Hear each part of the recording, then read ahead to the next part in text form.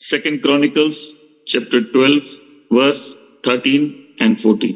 आज हम लोग रहोबोम के जीवन के बारे में देखेंगे। वर्स 14, उसने वह कर्म किया जो बुरा है, अर्थात उसने अपने मन को यहोवा की खोज में ना लगाया।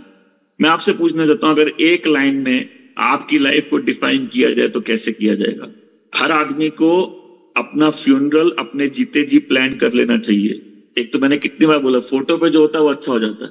तो आपके फ्यूनरल के दिन आके जितने लोग अच्छी बात भले ही बोल दे, घर जाते समय सबके पास एक लाइन रहेगी आपकी और मेरी लाइफ को डिफाइन करने के लिए। तो अगर एक लाइन में हम लोग की एक लाइन में अगर सारांश हो जाए कि जीवन कैसा जिया तो वो क्या होगा? आज जिस राजा की कहानी पढ़ रहे हैं उसकी एक लाइन का सारांश है। और हमने हर चैप्टर में देखा है इतिहासकार एक लाइन में जीवन के बारे में बताता है। एक लाइन, अगर पूरा जीवन एक लाइन में सिमट दे तो आप अमीर हैं, गरीब हैं, काले हैं, सांवले हैं, गोरे हैं, ऊंचे कद के हैं, नाटे हैं, पतले हैं, मोटे हैं, पढ़े लिखे हैं, कम पढ़े लिखे, से कोई फर्क नहीं पड़ता। जब स्वर्ग जीवन को देखेगा तो परमेश्वर की नजर से जो रिपोर्ट कार्ड बनेगी वो क्या बनेगी? मेरी लाइफ को अगर एक लाइन में डिफाइन करना है, कैसे किया जाएगा? इस एक लाइन में इतिहासकार इस पूरे जीवन को डिफाइन करता है कि उसने वह कर्म किए जो बुरे हैं, अर्थात उसने अपने मन को यहोवा की खोज में ना लगाया। मन लगता नहीं, मन तो लगाना पड़ता है। और जो फिर परमेश्वर की खोज में अपने मन को लगाता है, परमेश्वर उसकी सहायता भी करते हैं। इसलिए मैं चाहता हूं जितने लोग यीशु के लहू से धुलकर साफ हुए, अपने जीवन में शैतान का सारा भय हटा दे। उसके पास कोई अधिकार नहीं है सिवाय उसके जो उसने धोखा देके छीना है। लेकिन दुनिया में जो भी होता है अल्टीमेटली परमेश्वर की इच्छा ही पूरी होती है। परमेश्वर की इच्छा पूरी होने से कोई नहीं रोक सकता। तो हम सब दिन रात ये डर में नहीं रहे शैतान क्या कर देगा, उसको जो करना है करने दो। एटलीस्ट वो अपने काम में बहुत डिसिप्लिन्ड है, बहुत मेहनत करता है, थकता नहीं है, मौका खोजता रहता है। हमें लेकिन जब ये थीम दिल में उतर जाएगी कि अल्टीमेटली परमेश्वर राज कर रहे और अगर हम उसके अधीन हैं तो कोई कुछ नहीं कर सकता, और कोई कुछ करेगा भी तो उसकी परमिशन के बिना नहीं कर सकता। अगर एक लाइन में हमारा जीवन लिखना हो, क्या लिखा जाएगा? और मैं तो फिर से बोल रहा हूं, अपनी फ्यूनरल सर्विस प्लान कर लीजिए। क्योंकि अगर फुटबॉल मैच चल रहा है और कहीं गोल पोस्ट नहीं है तो बॉल खाली लात ही खाएगी, लेकिन दिशा नहीं होगी उसको कहां फेंकना है। अगर आदमी एक गोल सेट कर ले, ये लाइफ चाहिए मेरे को, तो सारे प्रलोभन और तकलीफों के बावजूद उसको मालूम है कि हमको किस डायरेक्शन में जाना, राइट? तो कितने लोग आज से अपना फ्यूनरल प्लान करेंगे? हालेलुया।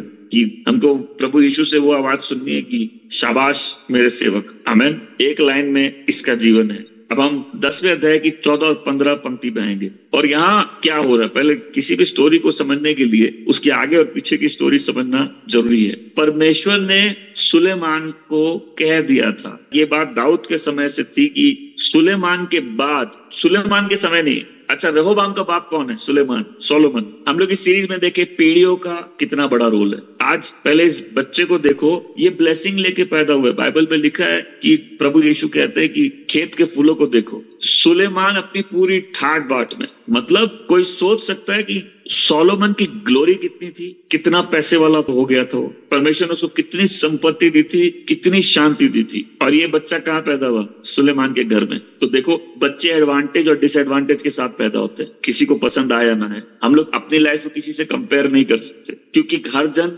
एक दशा में नहीं पैदा हुए। खुद इस बात को सोचो, सुलेमान के घर में जो पैदा हुआ है उसको कितना एडवांटेज है पहले से। एक तो अब्राहम के प्रोमिसेस हैं जो परमेश्वर ने अब्राहम से किए, दूसरा दाऊद से जो प्रॉमिस है वो किए, तीसरा जो सुलेमान की ग्लोरी है। तो ये बच्चा सब लेके पैदा हुआ है। इसलिए मैं बोलता भाग भविष्य अतीत में छुपा है। ये कहानी 3 हिस्सों में बटी है, 3 चैप्टर्स में।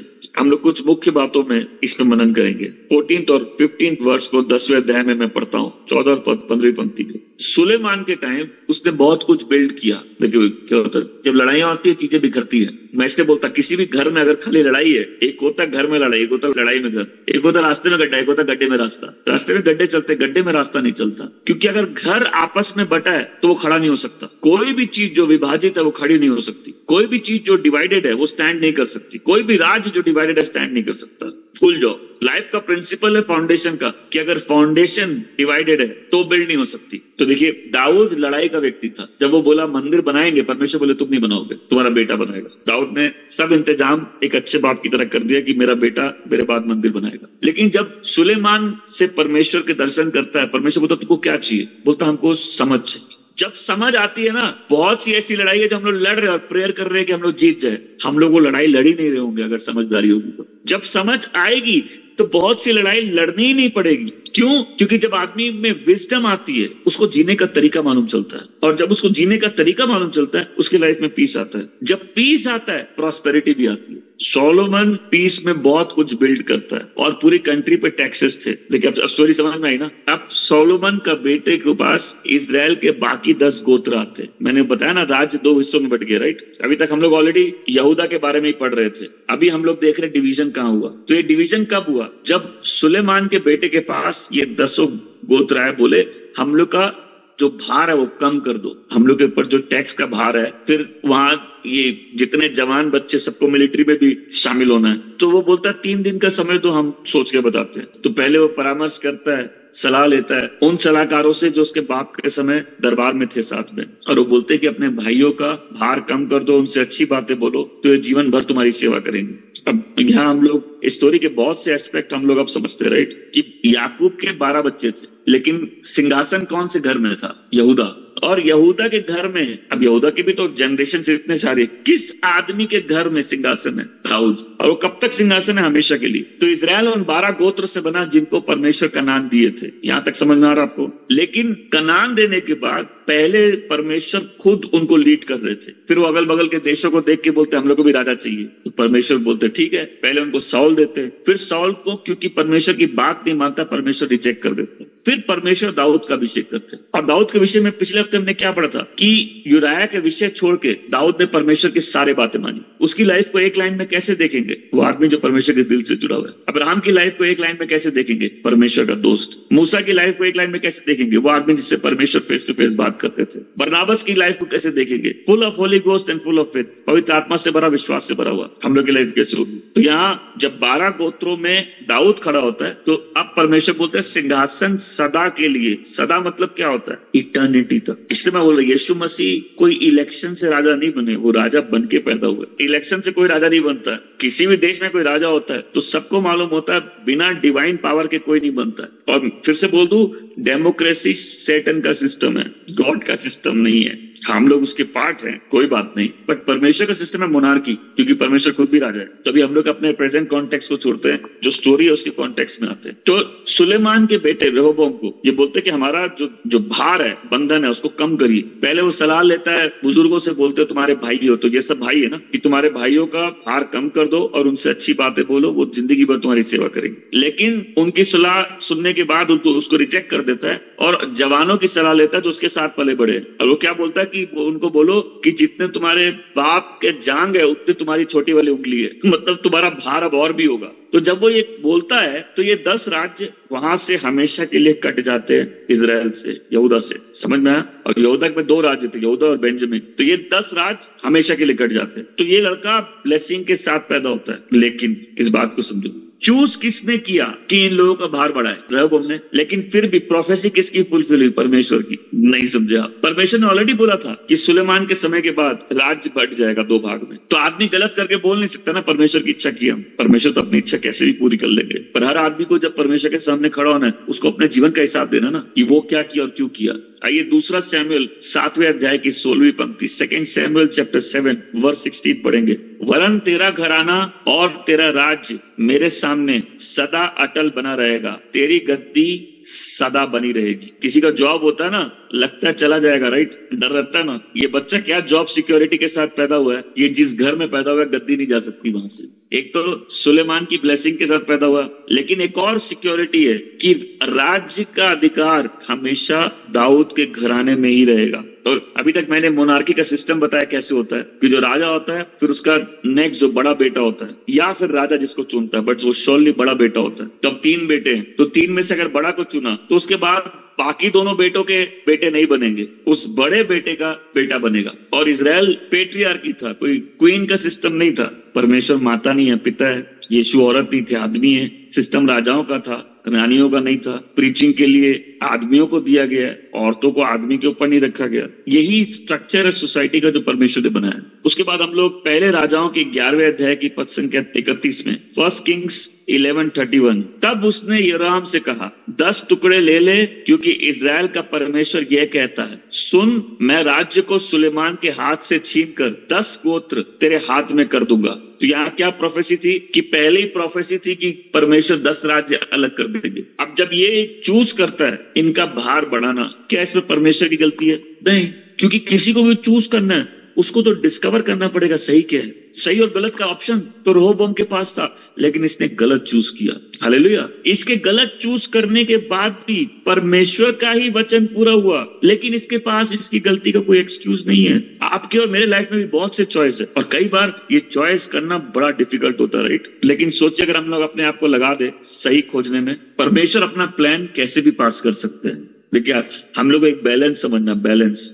होता तो वही है जो परमेश्वर चाहते हैं। आमेन। वो जो चाहते हैं वो होगा, उसको कोई रोक नहीं सकता। तो आदमी ऐसे ना बोल सकता गलती करके कि इसमें तो परमेश्वर की इच्छा पूरी हुई। वो जो गलती उसने की है वो पर्सनली उसके लिए रिस्पॉन्सिबल है। परमेश्वर हमारे पाप के बिना भी अपने प्लान को पूरा कर सकते हैं। लेकिन यहाँ पहली चीज क्या दिखाता है, जब वो गलत सलाह लेता है, क्या दिखाता है उस बारे में, कि उसका अपना दिल परमेश्वर के साथ ठीक नहीं था। आज बहुत से लोग स्ट्रगल कर रहे हैं लाइफ में, तो आज अपना मन बना सकते हैं और समझ सकते हैं कि अगर हार्ट ठीक होता है तो आदमी अपने आप को लगा देता है सही खोजने में। तो यहाँ रेहोबोम के विषय में क्या दिखता है कि उसका हृदय परमेश्वर के प्रति सही नहीं था, और जब हृदय सही नहीं होता है आदमी सही खोजता नहीं है। हम लोग इस स्टोरी के एंड में देखेंगे कि जब कोई अपना हार्ट सेट कर देता है परमेश्वर का खोजी बनने के लिए, वो कैसे सही काम करता है। तो यहाँ जब वो गलत चूज करता है क्या होता है, राज्य के 2 बंटवारे हो जाते हैं। हम सिर्फ 3 चीज देखेंगे जो इसने अपनी लाइफ में की थी। हम लोग आइए इसके दूसरे पार्ट में। पहले से क्या गलती है, इसने सही खोजा नहीं। आपके पास मेरे पास चॉइस है, राइट। हम लोग लाइफ में जिस भी परेशानी में, और कई बार बहुत डिफिकल्ट हो जाता है सही करना, उसको जानना, लेकिन जो अपना दिल लगा देगा सही खोजने में, उसके पास सही क्या करना है ये समझ भी आ जाएगी। आइए अब इसके 11वें अध्याय में जाते हैं। अब ये अपनी सेना तैयार करता है इजराइल के साथ लड़ने के लिए। दूसरा इतिहास 11th चैप्टर का 4th वर्स, उनसे कहो यहोवा ये कहता है, तुम्हें अपने भाइयों के विरुद्ध नहीं लड़ना चाहिए, हर व्यक्ति अपने घर लौट जाए, मैंने ही ऐसा होने दिया है। इसलिए राजा रहोबियाम और उसकी सेना ने यहोवा का संदेश माना और वे लौट गए। उन्होंने योरबाम का आक्रमण नहीं किया। तो ये सेना लेके तैयार हो जाता लड़ने के लिए, लेकिन परमेश्वर क्या बोलते हैं, हम ही ऐसा होने दिए। मैं यही बोल रहा हूं, जब समझ आ जाएगी ना तो बहुत सी लड़ाई हम लोग लड़ेंगे ही नहीं। ये लड़ने जा रहा था, परमेश्वर बोले मत लड़ो, ये हम ही होने दिए। हालेलुया। अब देखिए, आपको लगता है परमेश्वर जोड़ने वाले परमेश्वर है, लेकिन परमेश्वर अलग भी करते हैं। आपको लगता है परमेश्वर जीवन देते, परमेश्वर मार भी डालते। आपको लगता है परमेश्वर खाली पैसे देते, परमेश्वर कंगाल भी कर देते। प्रभु क्या बोल रहे, मत लड़ो, हम ही ऐसा होने दिए। इसलिए चर्च में आज 1 साइडेड परमेश्वर की अंडरस्टैंडिंग है। आपको पैसे चाहिए, आपको खाली मालूम है परमेश्वर ब्लेस करते। आपको ये नहीं मालूम कि जो व्यक्ति परमेश्वर की नजर से गलत जाता है, परमेश्वर उसको पनिश भी करते हैं, पर वही उठाता है, वही गिराता है, वही जीवन देता है, वही लेता है। इसलिए जो देता है और लेता है, क्या करेंगे हम, बोलेंगे धन्य है तेरा नाम। इसलिए अय्यूब की पूरी कहानी जब लोग पढ़ेंगे, वो क्या है, गॉड की सॉवरेनिटी के बारे में। आपकी लाइफ में अचानक एक बार में सारे बच्चे चले जाए, पूरा प्रॉपर्टी खत्म हो जाए, पूरी हेल्थ खत्म हो जाए, आप क्या करोगे। वो इतना परेशान, उसके दोस्त भी उस पर आरोप लगा रहे, तो एंड में आके परमेश्वर से पूछता है कि क्यों हुआ, मतलब वो बड़ी बड़ी बातें बोल रहे, फिर परमेश्वर से 70 सवाल पूछते हैं। तो स्टोरी का थीम क्या है कि पहले परमेश्वर उसको सब देते हैं, फिर उससे सब ले लेते हैं, फिर उसका दुगना उसको देते हैं। तो हम लोग को देने वाला पार्ट समझ में आता है, लेने वाला नहीं आता। जो सच्चे आराधक है वो जब कुछ सही नहीं होता तब भी आराधना करते हैं। वो पैसों के लिए नहीं आए, वो अच्छी हेल्थ के लिए नहीं है, ये सब मिलता है। वो कारोबार में आशीष के लिए नहीं है, ये सब मिलती है, हम लोग को चाहिए। लेकिन कुछ ठीक नहीं भी है तो भी परमेश्वर हम उसकी आराधना करते हैं। आमीन। इसलिए मैंने एक उदाहरण दिया ना कि अगर हॉस्पिटल में कोई है और आप प्रार्थना कर रहे हैं, आपने पूरा जोर ला के प्रार्थना के विश्वास करते हुए कि वो बच जाए, आपके पास खबर आती कि वो आदमी नहीं बचा, आप क्या बोलोगे, प्रभु का नाम धन्य है, वो देता है और वो लेता है। आजकल चर्च में नहीं सिखाया जाता है, सिर्फ बोलते ब्लेसिंग ब्लेसिंग ब्लेसिंग। परमेश्वर अच्छे हैं, लेकिन बहुतों को मार रहे। आपने मिस्र की कहानी पढ़ी, मिस्र की पूरी सेना को किसने मारा, उसके पूरे राष्ट्र में पहले बच्चों को किसने मारा। तो आंखें खोली और परमेश्वर को समझिए, वो सिंहासन पे बैठा है, अब वो जो चाहता है वो करता है। आमीन। इसका मतलब नहीं कि परमेश्वर अनैतिक काम करते हैं, नहीं, इसका मतलब है दुनिया में जो कुछ हो रहा है कहीं ना कहीं बिना परम प्रधान की इच्छा के बिना नहीं हो सकता। अगर वो कहीं तकलीफ आती है तो वो आने भी देते हैं। देखिए, तकलीफें विनम्र बनाती है, हम लोग को बनाती है, हम्बल करती है। तो अगर मेरा हृदय अगर कठोर है, उदाहरण के तौर पे, और मेरा कठोर हृदय मेरा नाश कर देगा, तो बेहतर क्या है कि परमेश्वर ऐसे संकट लाए जिससे हम उसके सामने विनम्र हो जाए, मेरा जीवन बच जाए। जब हम लोग परमेश्वर को इस नजर से देखने लगेंगे कि वो अपने योजना पूरी करना चाहता है, तब हम उसके काम करने के तरीके को लाइफ में समझने लगेंगे। तब हम लोग समझेंगे कि बहुत से दरवाजे जब बंद होते हैं उसमें भी उसको महिमा मिलनी चाहिए। मैंने कई बार बोला ना, प्रभु को कितना धन्यवाद, उसने मेरी बहुत सी बेवकूफियों को ब्लेस नहीं किया, नहीं तो बहुत बड़े बेवकूफ बन जाते आज। अगर मेरे सारे काम हो जाते तो हम उसका काम थोड़ी ना करते। अगर सब हमको एक्सेप्ट कर लेते तो फिर हम चुपचाप अकेले वो काम करना थोड़ी ना सीखते जो हमको करना है। तो दुख होता है, लेकिन यहाँ परमेश्वर क्या बोल रहे, मत लड़ो, हम ही ऐसा होने दिए। देखो, जब राज्य डिवाइड हो गया, स्वाभाविक था ना कि वापस सेना लेके जाएगा, राज्य पे कब्जा करेगा। स्वाभाविक है ना, आपकी जो चीज खोई है आप उसको वापस पाने जाओगे। प्रभु बोल रहे नहीं नहीं, हम ऐसा होने दिए। कितने लोग इस सीरीज में परमेश्वर कैसे काम करते समझ रहे, खाली देते देते नहीं, वो ले भी लेते। मैं तो इतना तक मानता हूं कि कोई गलत जाएगा पर वो समय से पहले मर भी सकता है, परमेश्वर ही मार सकते। ये लैंग्वेज जो मैं यूज कर रहा हूँ बड़े अलग टाइप की, परमेश्वर मार सकते जैसे चाकू लेके गला काट दिया, नहीं, कृपा हट गई तो जीवन तो ऐसे ही खत्म है। बेहतर क्या कि हम और गलती नहीं करें, है ना, जल्दी मर जाए। क्योंकि जो आदमी सुन नहीं रहा, प्रभु ने इसको बेहतर है जल्दी सुला दो, ये जितना देर जगह रहेगा और अपनी बर्बादी करेगा। दूसरी गलती एक जो करता है, हम लोग 12वें अध्याय की पहली और दूसरी पंक्ति पढ़ेंगे। रहोबियाम एक शक्तिशाली राजा हो गया, उसने अपने राज्य को भी शक्तिशाली बनाया, तथा रहोबियाम और यहूदा के सभी लोग ने यहोवा के नियम का पालन करने से इनकार किया। रहोबियाम के राज्यकाल के 5वें वर्ष शीशक ने यरूशलेम पर आक्रमण किया। शीशक मिस्र का राजा था। यह इसलिए हुआ कि रहोबियाम और यहूदा के लोग यहोवा के प्रति निष्ठवान नहीं थे। देखो, दूसरी बात क्या हुई, यहाँ वचन क्या बोलता है कि ये परमेश्वर के साथ अविश्वास योग्य था। तो अगर ये परमेश्वर के पास अविश्वास योग्य था तो इस पे पनिशमेंट आई। और क्या पनिशमेंट आई कि मिस्र का राजा इनसे लड़ने के लिए आ गया। अब पहले सोचिए, मेरी बात सुनिए, पहली लड़ाई ये लड़ रहा है, प्रभु बोल रहे मत लड़ो। दूसरी ये लड़ भी ले, इसके पास ऑप्शन नहीं है। मतलब जब आदमी परमेश्वर से दूर गया, परमेश्वर उसका दुश्मन खड़ा कर दिए। देखिए, बहुत अच्छी पंक्ति है एक बाइबल में कि जब कोई आदमी परमेश्वर को भाता है, उसके दुश्मन भी उससे शांति रख लेते हैं। हालेलुया। तो शैतान करना बंद कर दो। शैतान सिर्फ वही कर सकता है जहां हम उनको उसको जगह देंगे। बिना परमिशन के शैतान कुछ नहीं कर सकता। अब देखिए कि आपने कभी ऐसा देखा है कि आपके जीवन में बहुत सी लड़ाई इसलिए हो सकती है कि आप परमेश्वर के साथ फेथफुल नहीं रहे। नहीं तो आप प्रेयर करोगे ना, शैतान में तुझे बांधता है यीशु नासरी के नाम से, मालूम चला हम खुद ही बंधे हुए हैं। और मैं लास्ट वीक से इस बात को समझा रहा हूं, ध्यान से सुनिए। हम लोग प्रेयर कभी भी अपने दिमाग से नहीं कर सकते।